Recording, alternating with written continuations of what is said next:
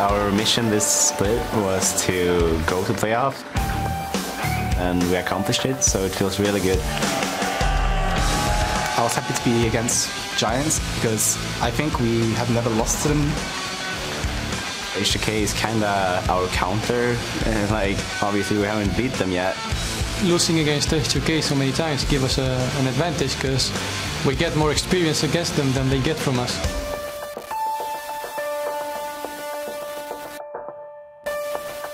These playoffs, we want to get to the finals. Getting Worlds is my own personal #1 priority. Everyone else on my team feels the same way. I don't think the World's goal for them is any different from us winning and going as far as possible.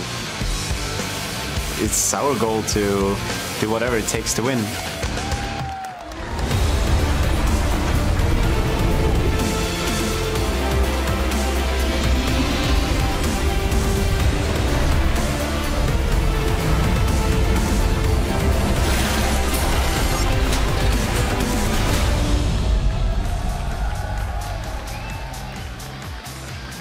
Hello and welcome to the European League Championship Series Summer Playoffs, broadcasting live around the world from our studio here in Berlin, Germany.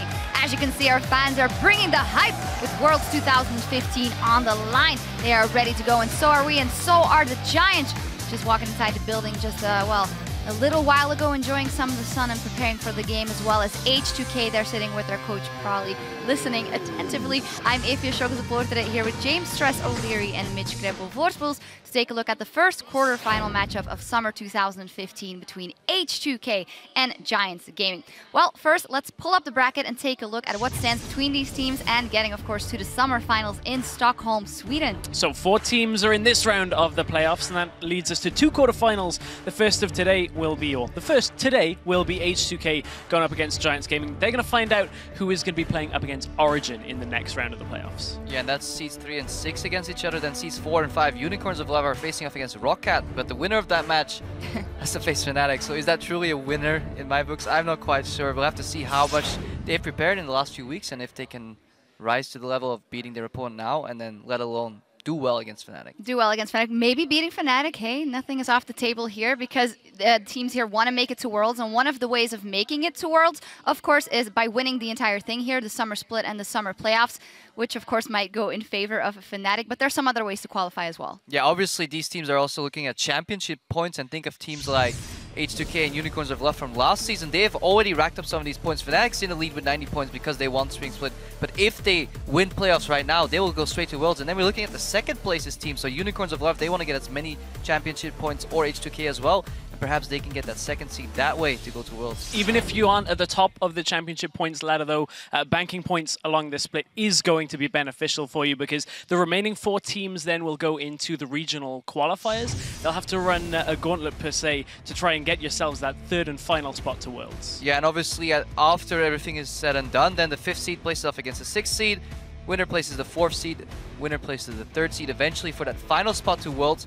However, that means, if we did our math right, and we did, that means 3 out of 6 teams right now in playoffs will go to Worlds. So no outsider teams, no team that finished 7th this split, for example. So the 6 teams that you will see now in the next few weeks, 3 of them will make it to Worlds, and that's either a good or perhaps a slightly not so good thing for Europe. But we'll have to see how well they've upgraded their play, because Worlds will be looking fierce. Yeah, it will. Well, we'll see how it plays out just at the brink of the playoffs here, but teams around the globe are beginning to qualify as well. And we'd like to congratulate the SK Telecom T1 from the LCK and the LMS's AHQ Esports Club on being the first 2 teams to secure a seat at this year's championship. But there's Worlds races going on all around the world. Absolutely. So many games of League of Legends today have so much on the line, specifically with the international wildcard qualifiers.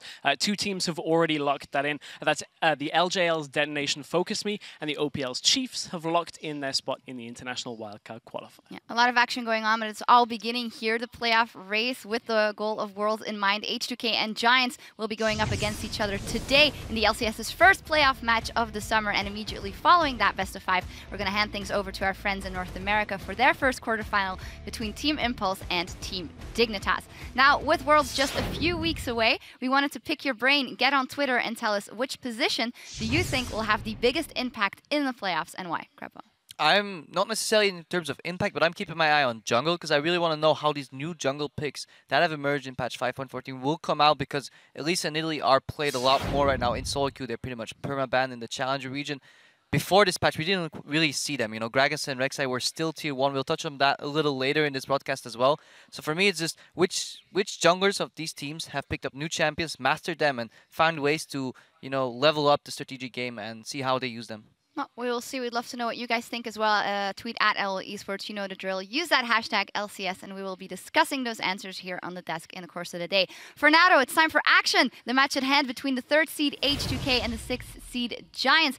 H2K leads the head-to-head. I don't know who was that. I think we never lost to Giants. Well, 7-0 is actually the competitive record for those two teams, and the history of those two teams have very much improved this split after making a roster change, yet in the last couple of weeks it wasn't going that well for neither. Yeah, both these teams have across the splits, you know, made a roster change. H2K swapped out Voidal for Kasing. He came in and he had the Kasing effect, you know, very fantastic performance. Up until recently, that worked fantastic for H2K. They've hit a bit of a slump at the end, you know, it wasn't all that, you know, macro level shot calling wasn't all going that great, but at the same time, Giants, they brought in Godfred and he was doing fantastic. For the first time, we saw Giants with somewhat of an idea of what they were doing other than trying to let Pepinero carry.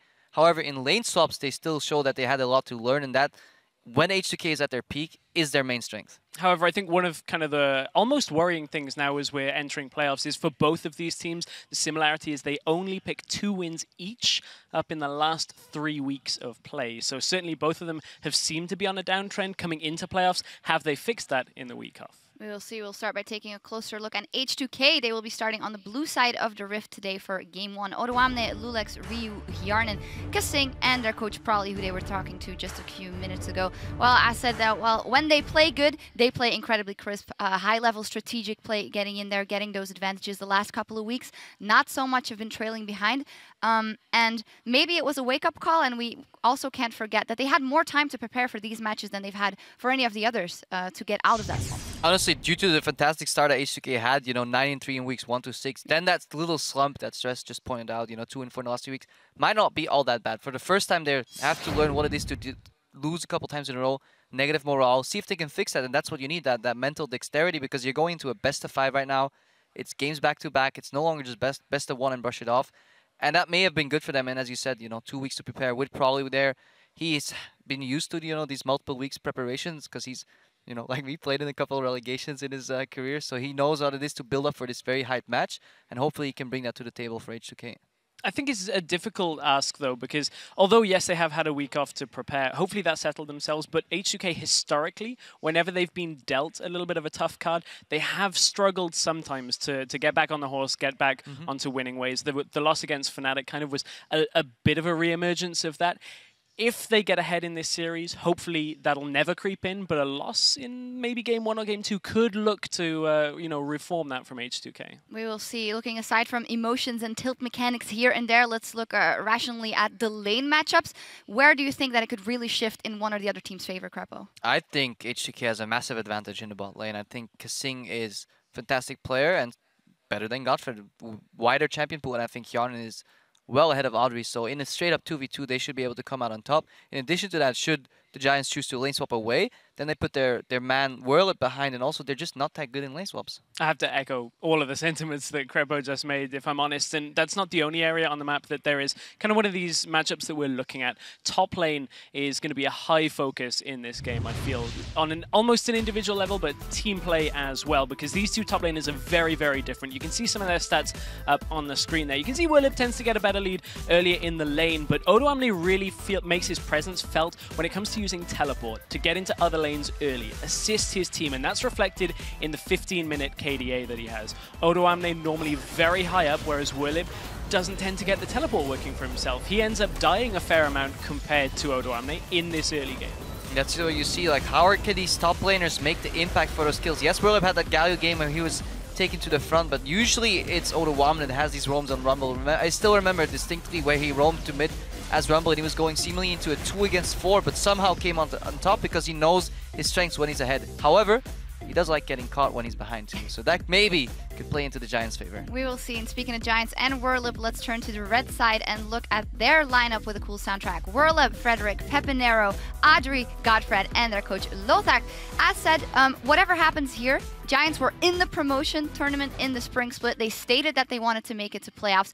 I did hear Adri saying in one of the features, I also want to make it to Worlds. Now it seems we just want to win as much as possible. What is that? Yeah. Initially, it went well for the Giants, and yeah, when you're 4-0 and all, or 4-1 or whatever the score was they had in the earlier season, then you can start saying, yeah, we want to make it to Worlds, but they took a bit of a dip at the end of the season. Yeah, and if you look at their stats as well, on average down 2,000 gold at the 20-minute mark, and they've actually been behind at the 20-minute mark in 12 out of their 19 games.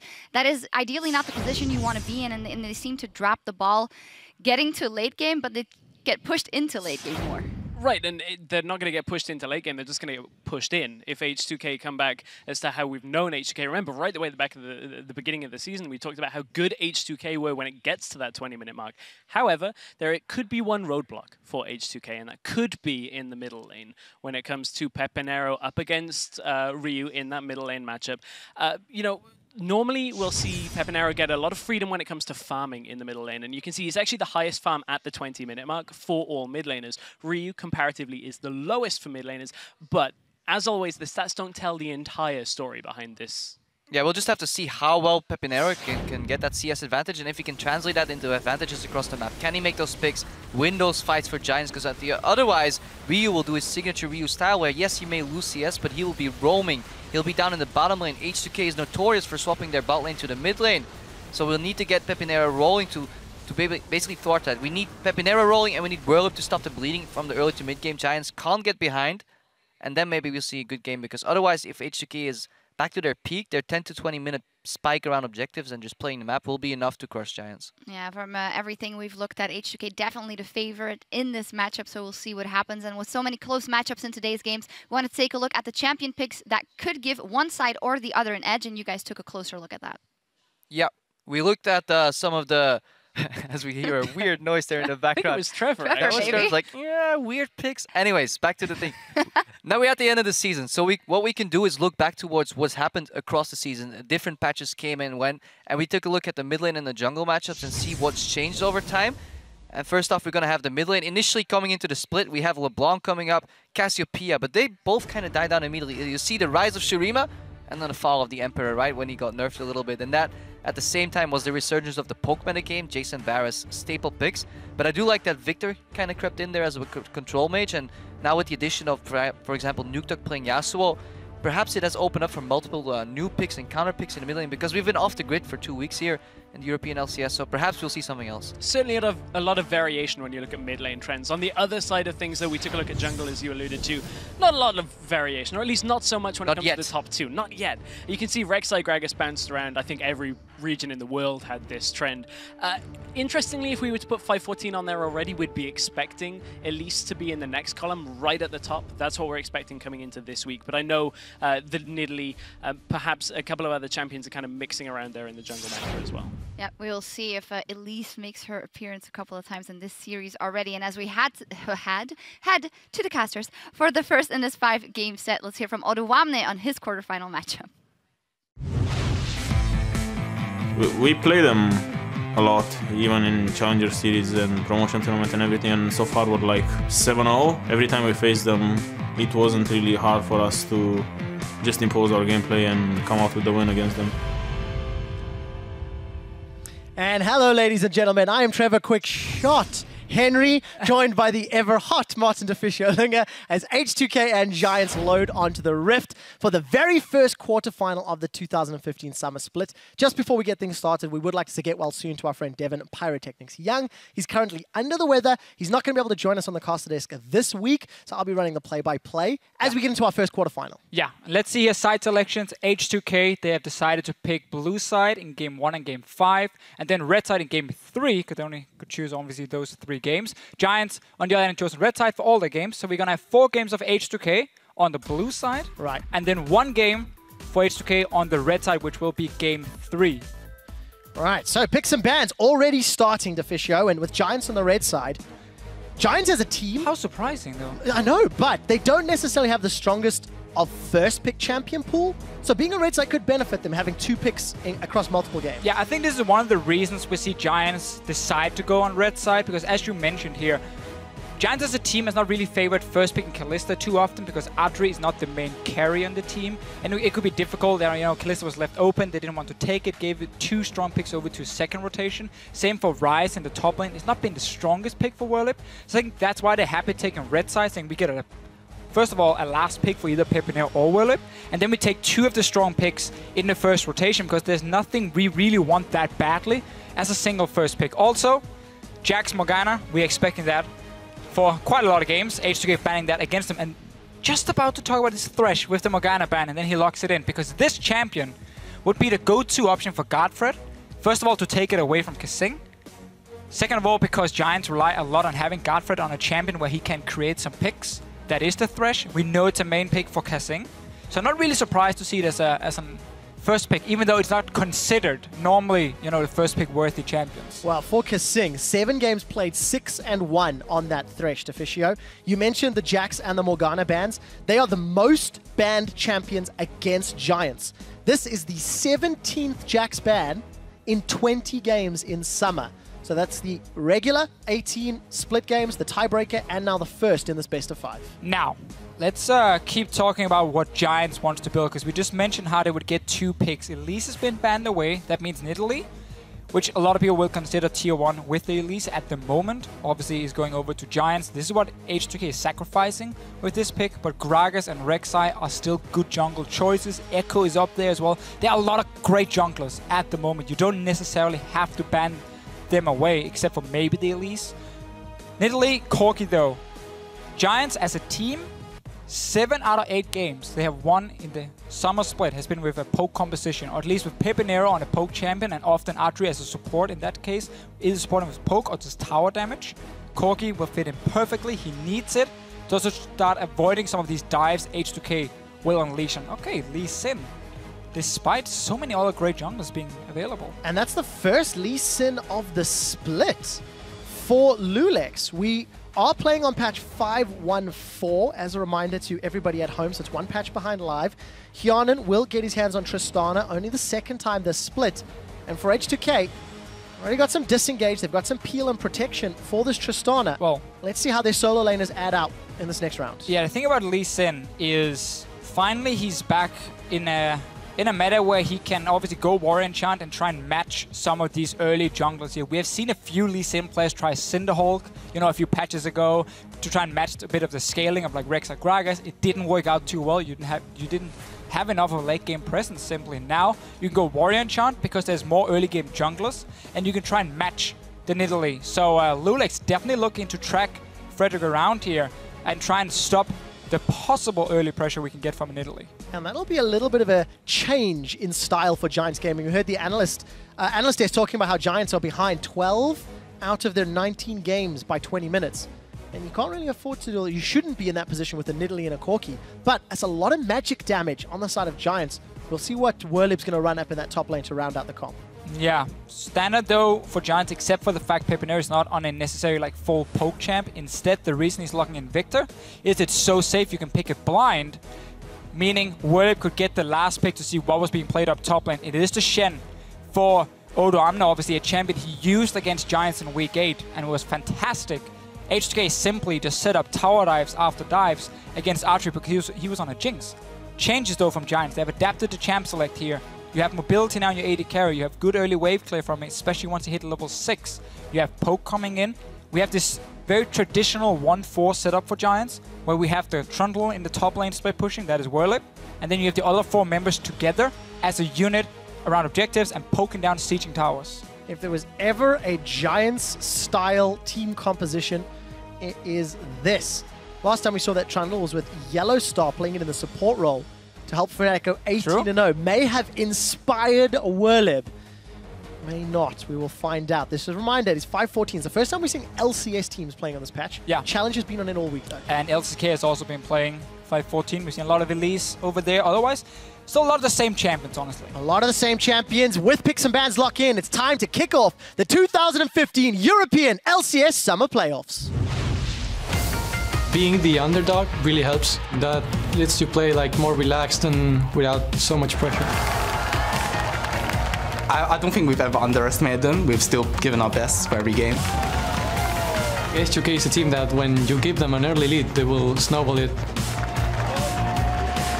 The way we practice coming into playoffs is going to be a lot easier for us to overcome any challenge. It's a really hard game against H2K for sure.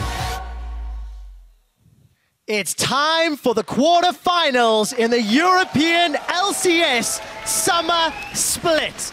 3rd seed H2K taking on the 6th seed Giants. Giants have not beaten H2K a single time in the last 7 times they played. Will this be the series that Giants turns their fortunes around and tries to make a bid for the World Championships? Well, one of the main reasons Giants have lost to H2K in the past is that they simply cannot avoid falling behind in the early to mid game. Adri just said if you fall behind to H2K, they are fantastic at snowballing that lead. Giants, we saw from the analyst desk, on average at 20 minutes is down 2,000 gold. That is not acceptable if you want to beat H2K. Obviously, very standard from them as well. We didn't talk too much about the composition in Champ Select. You have the Shen, the fantastic early to mid game, the Ari to create the picks from Rio. His champion pool is a little bit different from what we see from certain other mid laners. He really likes that Ari, where he can have an impact, he can roam around the map. Yanin on the new pick, we can save the Tristana, even though it's not new at all. I want to see how he does into the 2v2 lane of Janna Corki, because I personally don't like Tristana that much into Janna. I think it's super annoying with the early trades due to the shield. But it's not a terrible lane at all. Well, Hyonin and Kasing, one of the better duo lanes here in Europe, consistently stepping up and helping to carry H2K. But I do want to mention that some of the weaknesses that we had seen from Giants' drafting phase over the last few weeks seems to be a little more together this game. They definitely learned from last time where they faced H2K, where it was like first pick Rise, then you went for Jinx later on. Extremely immobile composition versus H2K, who shines at applying map pressure in the mid game. They often like to run these compositions with Shen, with Alistar, early aggressive junglers where you can set up tower dives with multiple members coming down. If you're sitting on a Jinx under a tower, 15 minutes in and 4 guys walked in to kill you, there's nothing you can do. Notice here the Whirlip taking the red buff for himself, sharing XP with Frederick also. Notice how Whirlip is often tanking a lot of the damage, because he can always go back to base anyway, and therefore you save a potion on your jungler and he can be more healthy for the first gank. And while that's going on, the 2 energy users from H2K up in the top half, we catch a glimpse of Godfred and Adri. They are alone in the bottom lane. H2K, their duo lane is up top, so you can see a contrast in the stats for support. Both supports also coming in to improve both H2K and Giants' abilities throughout the 2015 season. So kind of surprising they gave Whirlip the red buff, seeing as it is a lane swap and he's not really going to be able to jump up into this lane at this point and use it. By the time this tower will go down and he has a chance to go top, the red buff will be gone. Unless obviously he didn't even mean to take it, he just ended up last hitting it. He's down the bottom lane. It looked chopped it well then, definitely on purpose. Anyway, what normally happens here in Europe in terms of lane swaps is you shove it fast into the tower while your jungler is still farming, because you don't need them. It's just 3 guys necessary to push it in, or even dive if the guy's waiting. And then you want to leave the wave here for your top laner. So once tower goes down, you want to make sure Odamne has a wave that's pushing back towards his tower. So he's now somewhat frozen and he gets a lot of farm, but you see Giants are doing exactly the same on the bottom side. Only difference is they give the entire amount of gold from tower to Whirlip on his own. So they're not putting any of the top laners in a bad situation where they suddenly get denied a lot of CS. And you try and make sure they can catch up, seeing as they were falling behind the first few minutes. Oh, Whirlip, small advantage thanks to the buff. A little bit of extra gold. We'll see whether or not Whirlip can translate that early help into split pushing power.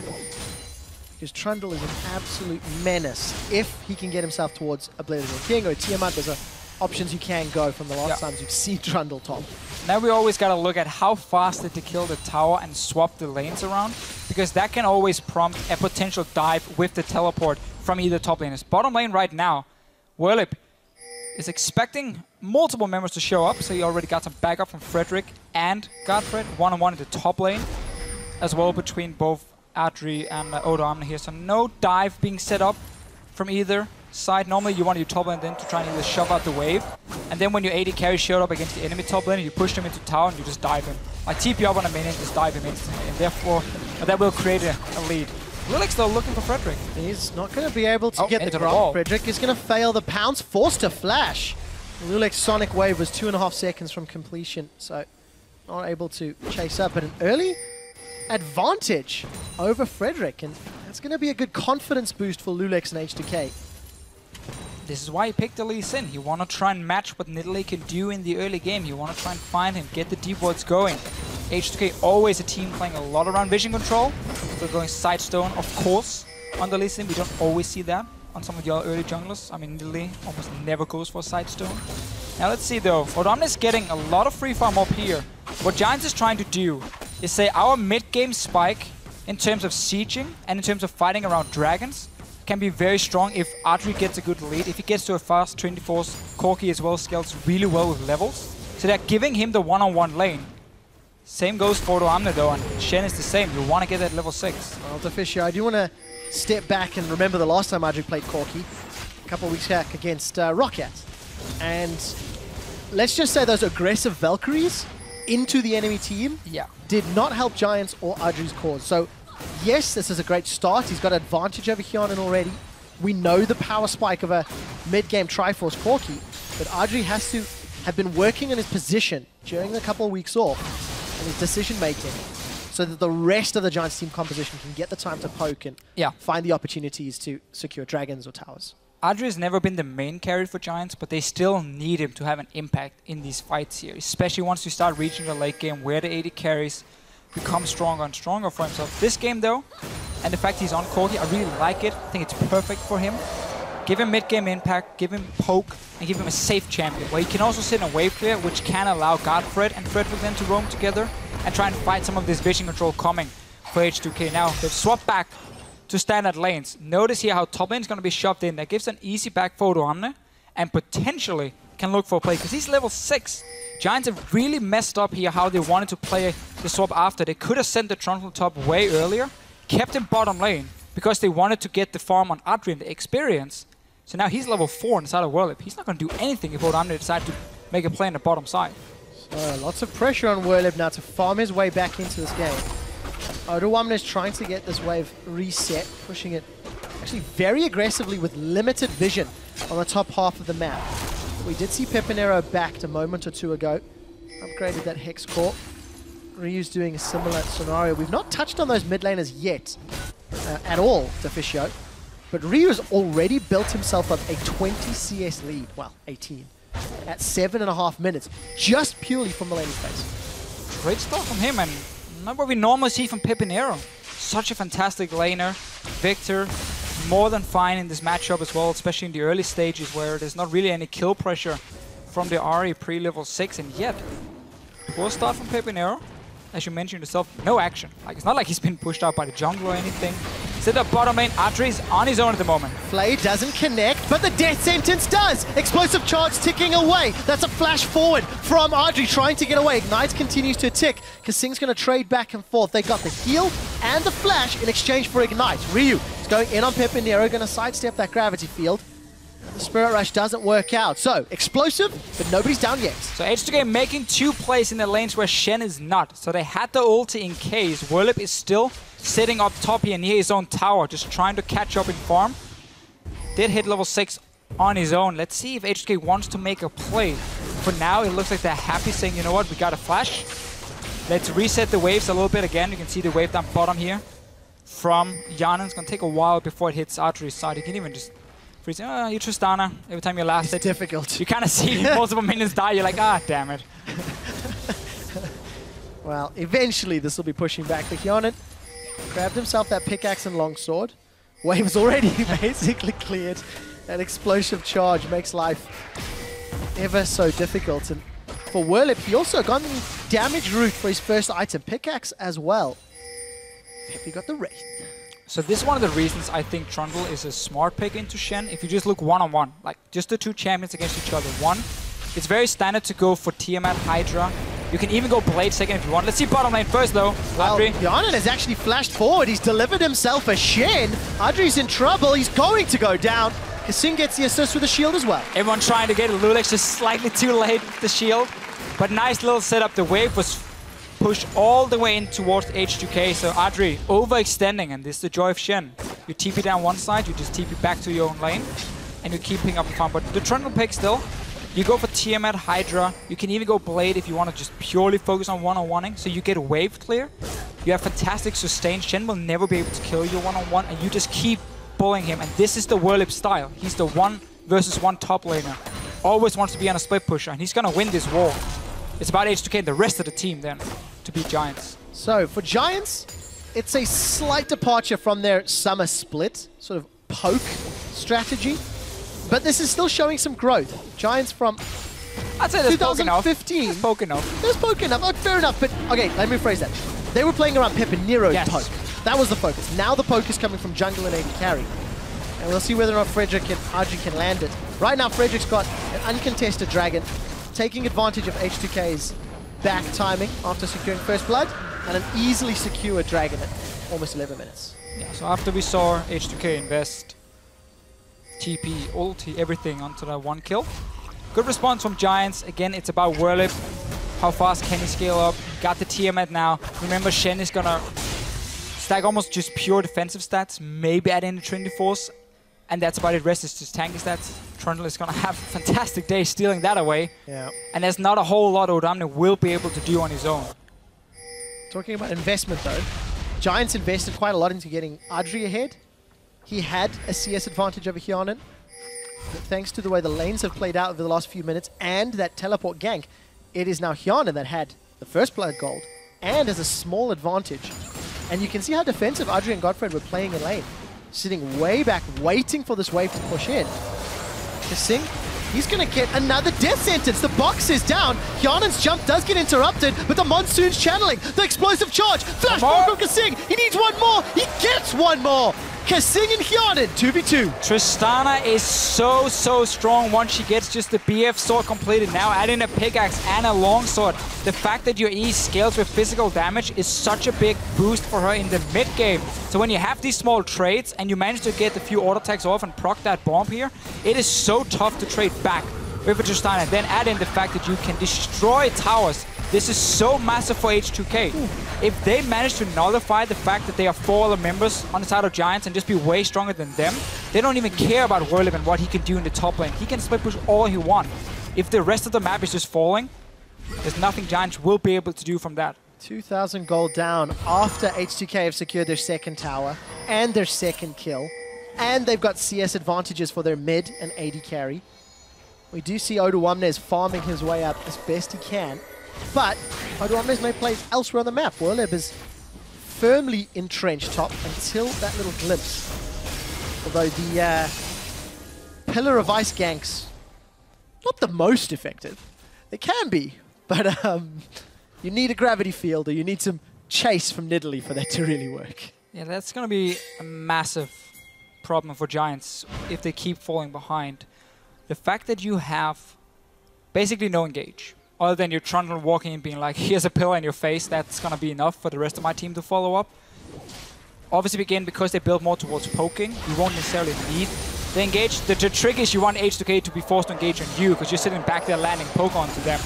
And then you ward the flanks and you make sure they can never get the proper engage. But because you lost that bottom lane so hard now, it will very quickly transition into other lanes, this time the mid lane, and you get pushed further and further back. H2K can start taking up the objectives, and then Giants have to walk out and try and engage. Godfred, oh, don't do it, don't do it, don't do it! He did it, he's down!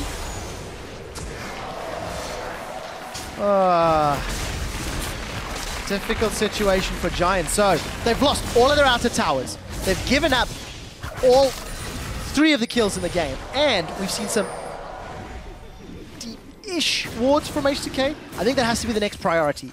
Get inside the jungle, ward it up, and then you can push one of those inner towers.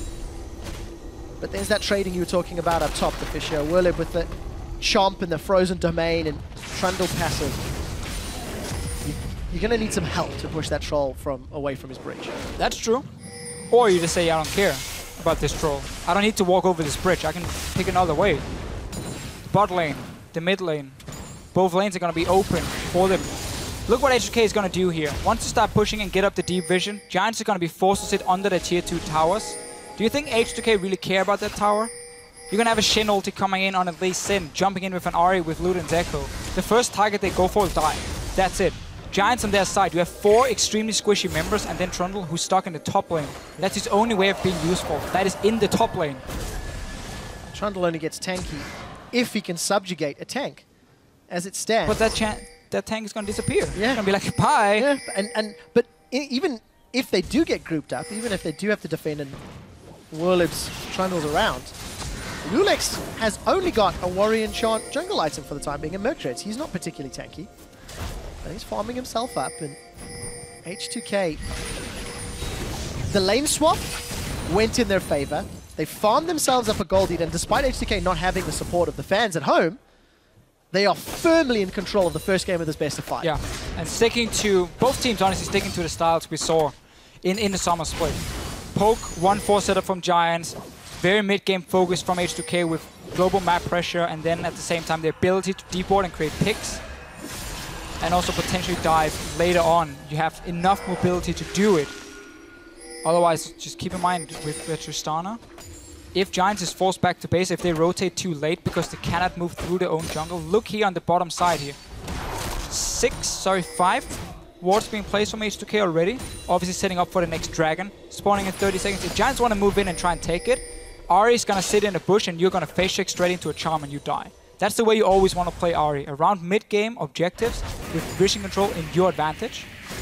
Giants will have to forfeit it. You talk about mid-game objectives. For Corki, it's getting a Triforce. Warlib's got his Ravenous Hydra completed. We just saw that drop down. The average time for an I-Edge is around 17 minutes and 15 seconds. Hyanan picked his up well before that. Double checking my chat logs as you see Hyanan Kissing moving in, but that power dip that Tristana traditionally felt in the mid-game is definitely going to be helped out by this very sizable gold lead, and if H2K can use this vision correctly, they may also get their hands on the first dragon. If Giants moves down to try and contest, they should die. H2K is already in position. Rio needs to shove this wave and move up to join his team instantly. So they don't have vision of him on the bottom side. You can already see though Giants saying, you know what, we can't face check. There is zero control around this dragon. Just give it up. It's only the first one, 17 minutes in. It's not too bad. They have to make a play though on the other side of the map, and they're moving straight to top here. Odamna, he should expect this to happen. Yeah, but look at the cost. H2K are grouping in the middle lane, Deficio. They've got fantastic vision. It's way too late for Giants. Basically, if you know the dragon is spawning and you have to give it up, 30 seconds in advance, you need to start making the move towards the top side. You cannot do it once dragon has already gone down. Godfred's caught again, and he's down. Kasing and Ryu land the skill shots to get the 4th kill of the game. If you're too late to the party, you simply cannot play. Giants are just falling so far behind. And this is something that H2K used to do very well, but struggled to do effectively towards the end of the summer split. Coordinate themselves in the mid-game to take advantage of their lead. If you go all the way back to that Fnatic loss 5 weeks ago, H2K had a strong lead against Fnatic, but then they started jungle invading, they were on slightly different pages, and the team coordination ended up costing them. This is where we can see whether or not H2K have improved that. Oh, even stole blue buff. Whether or not H2K have improved their coordination to close games out with the lead. It's been a good start, but a simple start, I feel. There's not been a whole lot of resistance coming in from Giants yet. The 2 kills down the bottom lane were set up by Kasing and Hyanan themselves. Obviously adding a bonus, maybe an Odamna joining once. That was the first lead that got the bot lane tower that allowed them to rotate into mid and take a second tower and really open up the map. And then also the fact that Giants kept Warlib in the bottom lane for such a long time. He really fell behind. So he never got to be the big bully. That's also why H2K obviously lane swapped. I think Pepinero's in trouble. Oh, rest in Pepineros. Let's find out. Chaos Storm comes out. The rocket jump goes forward. That teleport was cancelled by Warlib. Pepinero will be able to escape or not. Ryu's looking for more. Got no spirit charges. I didn't even see Frederick going down. Grump saw everything. It was horrible. Wow, that's terrible. Cold blood. Well played by H2K. distract everyone with Peppy, and Grump and the rest of H2K find Frederick. Didn't even help, man. Grump is so useless. Anyhow, Whirlip will continue to do what he does best. He will get the tower for himself, but that's been about it so far for Giants. He's going for Blade second as well. We talked about earlier what he could do. It's just a pick from Ryu. This is what happens when you start losing your own jungle. You can never take these shortcuts, you know, down between the lanes where you just rush through your own jungle because it's not yours. You should always expect them to be caught out, and you have to start moving. You know, like from tower to tower, maybe near your own base, take the long routes around. And once you start having the slow rotations, you're always going to be a step too late. Yeah, that's an unfortunate situation for Giants to be in. They did at least get some of that gold lead back with their third tower of the game. And talking about gold leads, if you look at the stats on your screen, H2K tend to either lose or win hard pretty early on. You can see that 7 games they're behind or 10 games they're ahead at 20. It's nearly the opposite for Giants, and these are the stats Analyst Desk was talking about as well.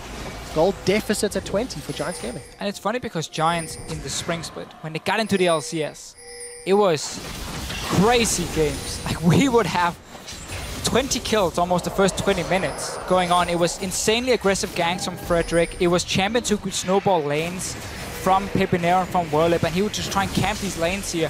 They always gave away a lot of kills as well, but at least there was a lot more action in the early game, and that was how they were trying to win games. Obviously, it didn't work out too well, seeing as they were down in the bottom of the standings. They changed it up, though. Followed the meta, more poke.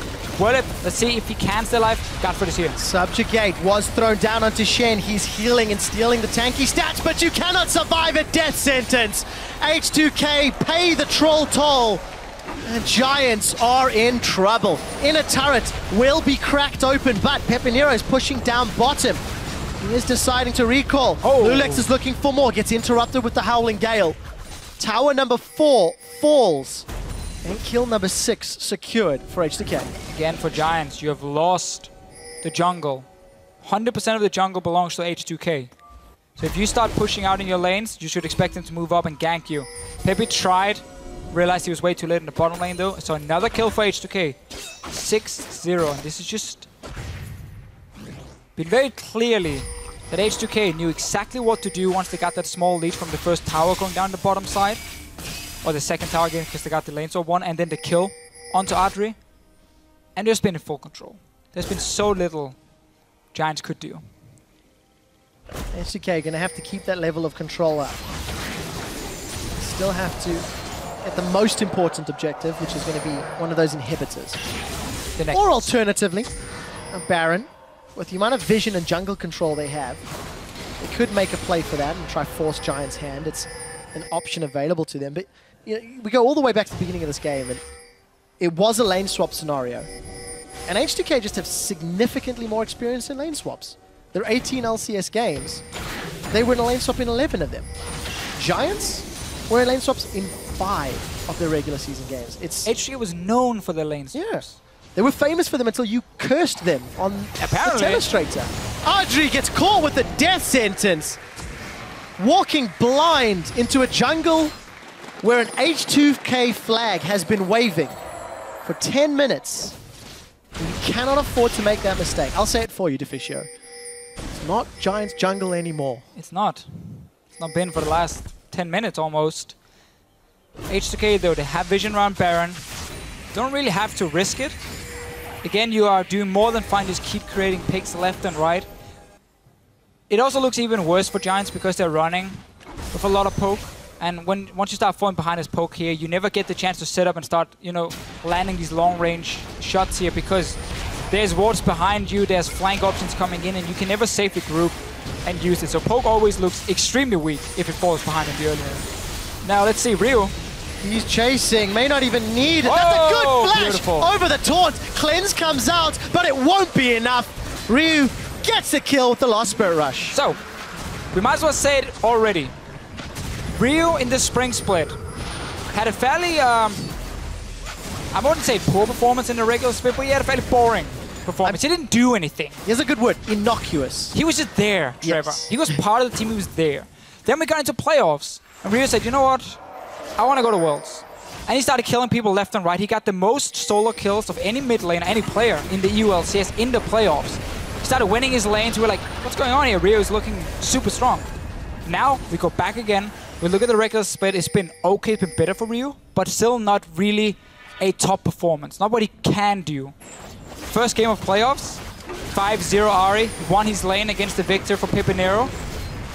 A lane he has lost before.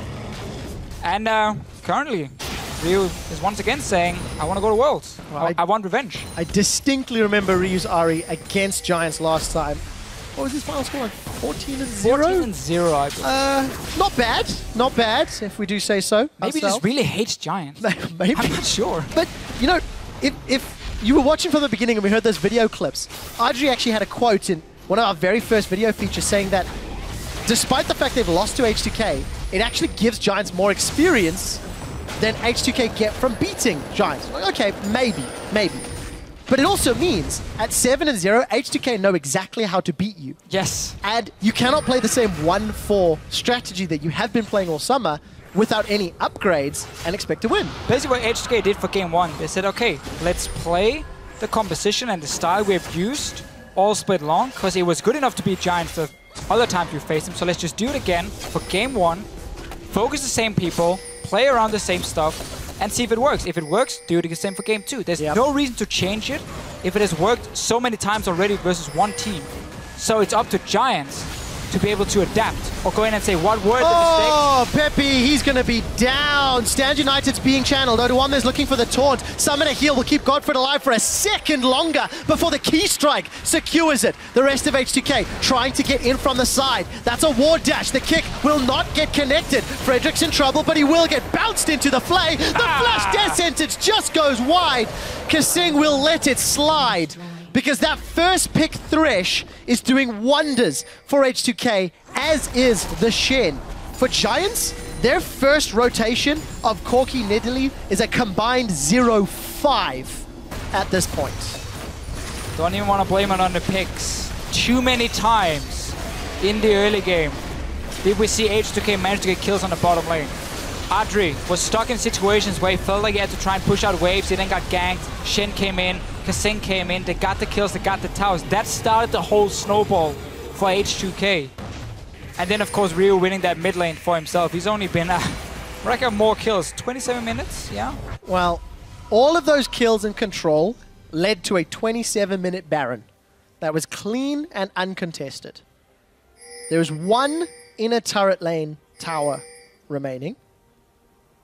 I said turret tower. Turret lane tower remaining? There's one Tier 2 tower remaining. Lulex may be able to get away with his life if Kasing can get in range. We did see the locket being thrown down, but the flank from Ryu is on. Spirit Rush is going to be chasing. Werlib, wow, gets insta-gibbed. And Hyun is looking for more blood. Godfred will try to deny the kill credit. Has there been enough time? Tower Laser is trading. Hyun is actually trying to recall, but I don't think he'll get there in time. And Godfred will be able to suicide. But it's just, what were you doing there in the first place?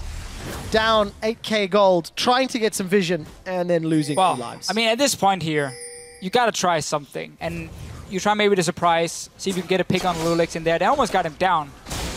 Otherwise, what you do as a team in a best out of 5 situation, when you have such a poor first game where there's such a clear difference, you kind of stop thinking about the current game and talk about what went wrong. I mean, what's going to happen next game? They're on red side again for game 2, so they can say, was it the pick and ban phase?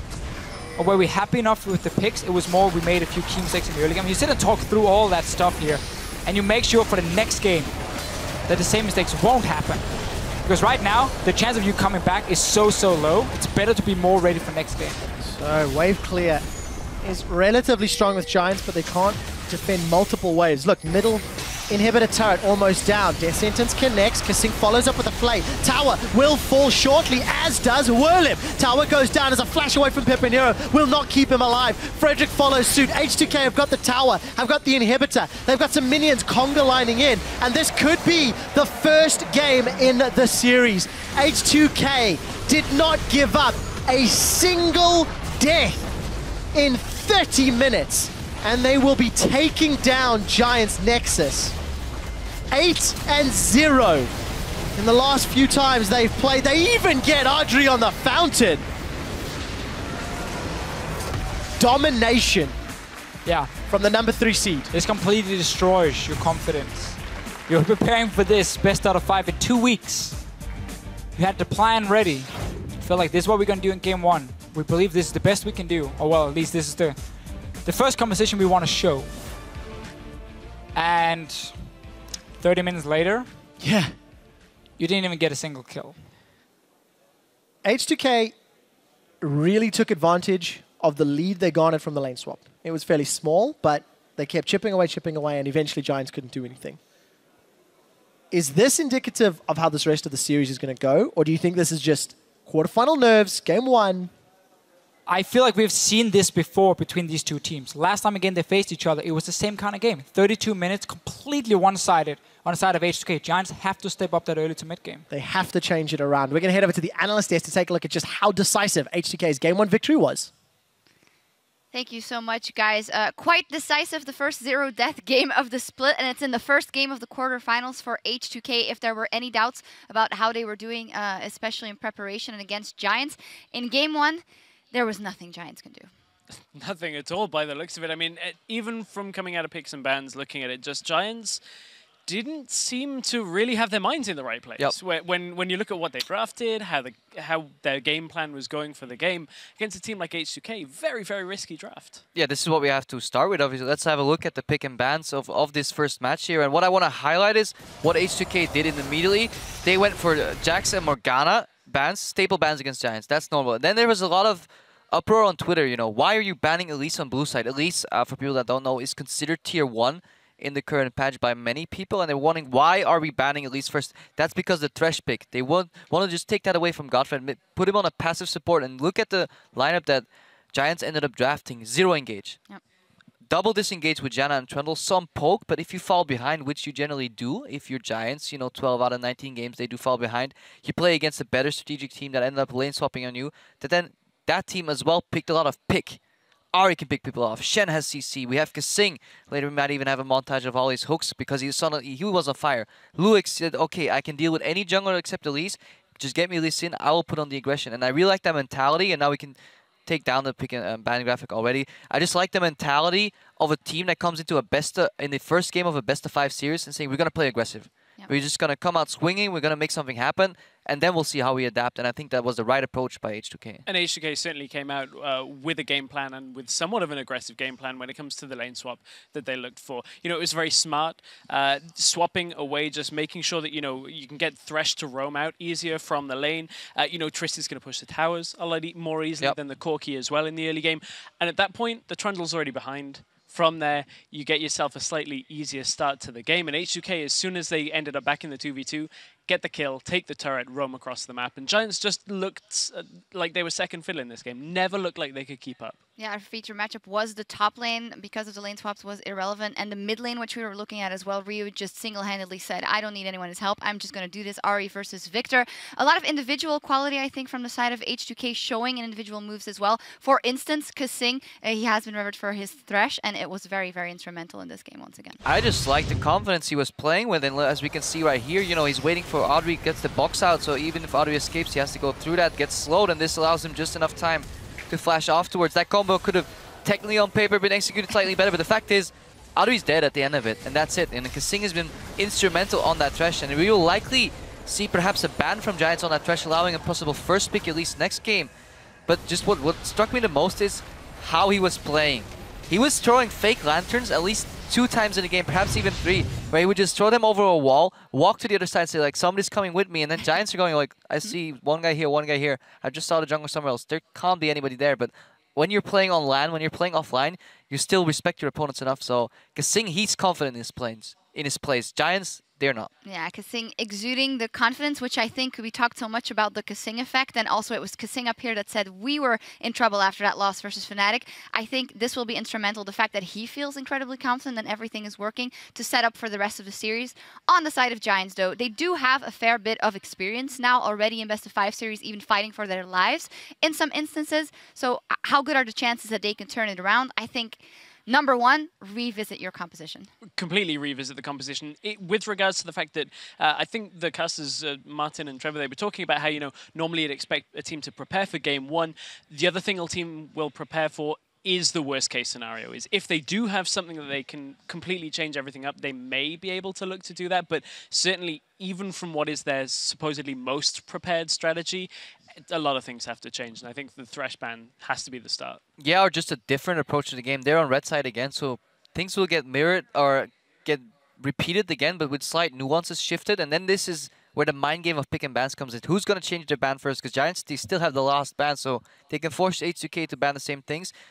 Perhaps they can drop the Sivir though for the Thresh ban and just find a different lane and then just pick more aggressively. Pick some hard CC. It's easier to play the game when you can lock opponents down, else it's doable, but it's incredibly hard, and you have to be the better strategic team in terms of vision, in terms of positioning, in terms of grouping up and sieging. Because if Giants got ahead with this composition, yes, they could have sieged and poked, but it's incredibly hard to get ahead. Yeah, and they know, they have experience of not being ahead in that many games in the last couple of weeks and the entire split in general. Maybe going for something else, Giants, in the next one. We're one game down, but there's plenty more to go as Giants look to tie it up against H2K when we return. But before we take a break, we'll get a closer look at Warlip and how he came onto the scene with a fan club already in tow. Pues yo empecé a jugar al LoL porque jugaba mi hermano. Hablamos de la beta, el principio del juego y tal. Y él me decía, juega Jorge, juega. Yo la verdad no quería. Él insistía. Y dije, el LoL la verdad es que es divertido. Entonces ahí fue ya un vicio. Hey, Vicente. Buenas, tío. Te saludo en inglés. Venga, solo en inglés. Hey, hello, Welly. Buenas. Por fin estamos todos. Pues yo tengo 11 hermanos. Tengo muchísimos primos. Todos han jugado siempre a juegos. A ver, yo voy a top, ¿no? Pues yo quiero ir abajo, en verdad, tío. Yo quiero ir abajo. Vamos tú y yo, Checo. Vale. Entonces me viene mucho de familia. Es decir, desde 8 años, 7, he jugado a juegos viendo a ellos cómo jugaban. ¡Un incauto! ¡Qué bueno es, tío ese! ¡Checo, gancho! Pero Checo, está reportado, Checo. Pues hay muchas veces, ¿no?, que nos reunimos, por ejemplo, mi hermano con mis primos, o me voy a casa de mis primos y tal, y vamos a lo mejor una tarde o una noche en casa de uno, y vamos a ir 10 primos y una mini gaming house, por así decirlo. ¡Ahora! ¡Checo! Yo flasheo. Oh, qué buena, tío. Mío. Lo único que hace cuando estás tú de día te lo comes.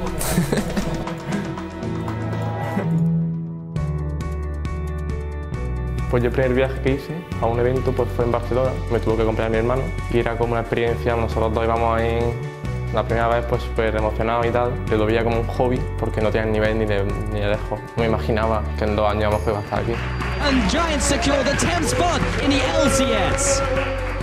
Cuando entramos a la DCS hubo como una reunión en la casa, como toda la familia reunía, todo el mundo preguntaba, al final vimos que había mucho más pros que contras y que había que aprovechar la oportunidad. Si tú rechazas, es como estás rechazando una oportunidad que no puede tener casi nadie. Hay que abrirse a nuevas posibilidades y esto es una oportunidad única.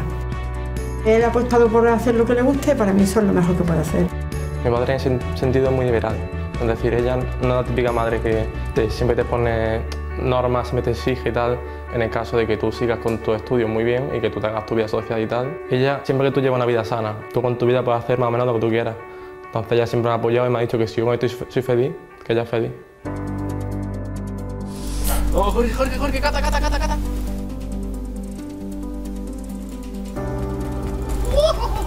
Dios, qué paliza. Siempre se reúnen para los 2 partidos.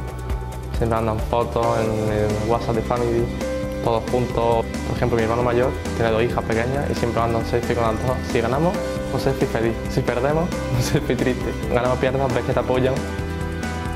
¡Se han rendido! ¡No! ¡Flash, corre! Leye, estos tenían miedo. ¿Has visto a Pedro? Bueno, yo voy a dejar ya. Yo también. Venga. Venga, chavales. Nos vemos. Venga, adiós.